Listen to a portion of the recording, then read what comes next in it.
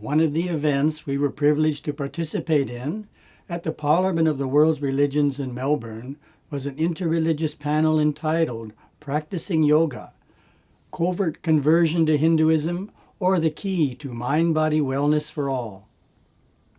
At this largest ever interfaith gathering, many panels, including this one, focused on the interface of cultures and religions.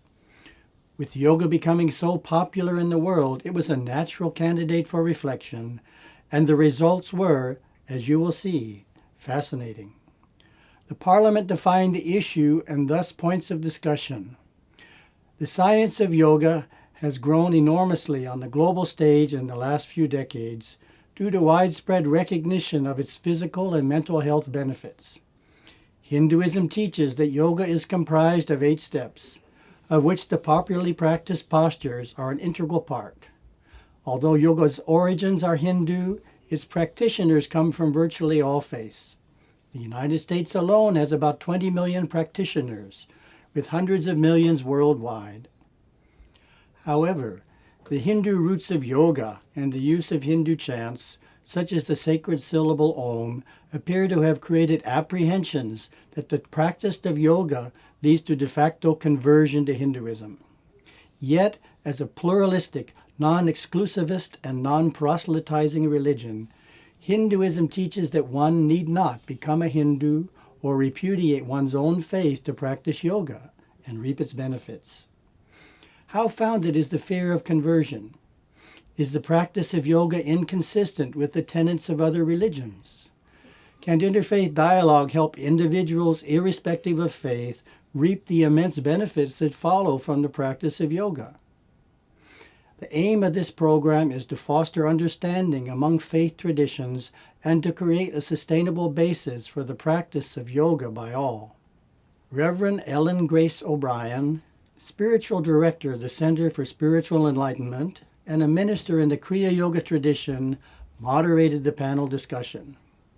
5 panelists presented diverse viewpoints. Dr. Amir Farid Isahak, a practicing Malaysian Sufi, said that, in his interpretation, yoga can be practiced by Sufis without compromising their religion, provided they are careful about which practices they choose and as long as they focus on the goal of achieving proximity to God, but not unity. Professor Christopher Key Chappell shared information on the philosophical goals of yoga, as expounded in Patanjali's Yoga Sutras. He also spoke of the presence of yoga in Jainism and Buddhism to demonstrate that long ago, yoga moved beyond the boundaries of Hinduism. Leigh Blaschke of the Australian Institute of Yoga stressed that yoga practice should not be divorced from the spiritual disciplines that are its core.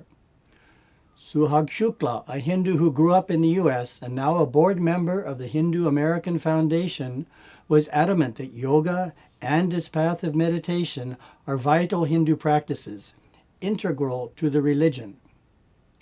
My presentation noted that today most popular yoga schools present yoga as a path of unitive mysticism, a meditative regimen that ultimately leads to experiencing the soul's oneness with God. Here is my summary of the issue. The term yoga refers to a wide variety of Hindu practices. Therefore, it is always helpful when discussing yoga to modify the word with a second term to clarify what particular kind of yoga is being discussed. The yoga that is the subject of this panel is commonly referred to as Ashtanga yoga. Ashta means 8 and Anga means limb. The idea is that this system of yoga comprises 8 progressive practices. Sage Patanjali is credited with being the first person to present the ancient tradition of yoga in a systematic way. He did this in his Yoga Sutras, a famous literary work thought to date back as far as 200 BCE. For simplicity, when I use the word yoga in this presentation, I am referring to Ashtanga yoga. Vamadeva Shastri, a respected author on yoga, astrology, and Ayurveda, rightly states that the meditative side of yoga is little known.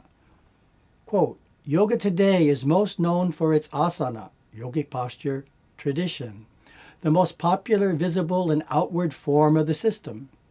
Buddhism, by comparison, is known as a tradition of meditation, as in the more popular forms of Buddhist meditation like Zen and Vipassana. Many people who have studied yoga in the West look to Buddhist teachings for meditative practices, not realizing there are yogic and Vedantic forms of meditation which are traditionally not only part of the yogic system, but its core teaching. In the Yoga Sutras, only 3 sutras out of 200 deal with asana. The great majority deal with meditation, its theory, and results."